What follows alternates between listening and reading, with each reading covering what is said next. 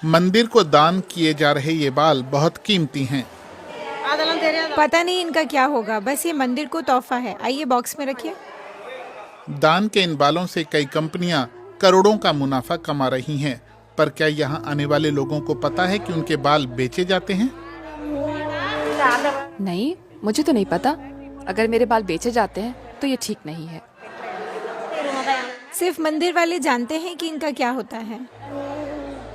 दक्षिण भारत में कई मंदिरों में महिलाओं के मुंडन की परंपरा है, लेकिन मंदिर ऐसे बालों को कुछ फैक्ट्रियों को गोपनीय तरीके से बेचते हैं। उनकी कीमत इस बात पर निर्भर करती है कि बाल कितने लंबे हैं।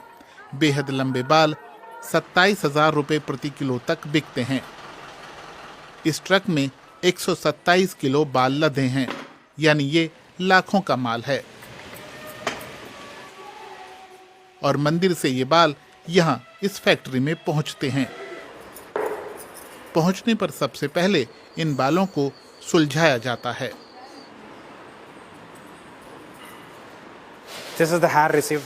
यहाँ पर मंदिर से बाल आते हैं, इस तरह के। हर गुच्छा उलझा होता है। पहले उन्हें सुलझा करके और उसके बाद फिर इस तरह से बांधा जाता है।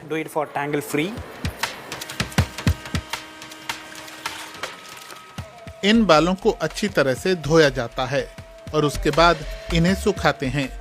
इन्हें बाद में रंग करके 55 से ज्यादा देशों में निर्यात किया जाता है। राज हेयर इंटरनेशनल का सालाना टर्नओवर 55 करोड़ रुपए है, यानी किसी की श्रद्धा किसी के लिए करोड़ों की कमाई का जरिया है।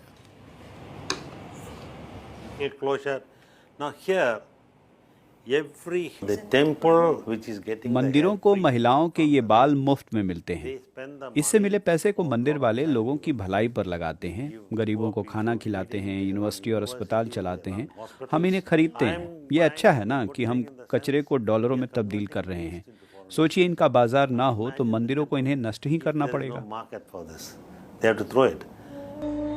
और भारत के मंदिरों से ये बाल अच्छी तरह पैक होकर फ्रांस जैसे देशों में पहुंच रहे हैं। यहाँ पेरिस में हेयर एक्सटेंशन या फिर विग बनाने में इन्हें इस्तेमाल किया जाता है। ये बाल भारत से आए हैं। ये आज की तारीख में सबसे अच्छी क्वालिटी के बाल हैं। 1,000 यूरो यानी 80,000 रुपए में ये महिला ये बाल लगवा कर खुश है। भारतीय महिलाओं के बाल सबसे सुंदर होते हैं। इस तरह अब मुझ में भी थोड़ी भारतीयता आ गई है।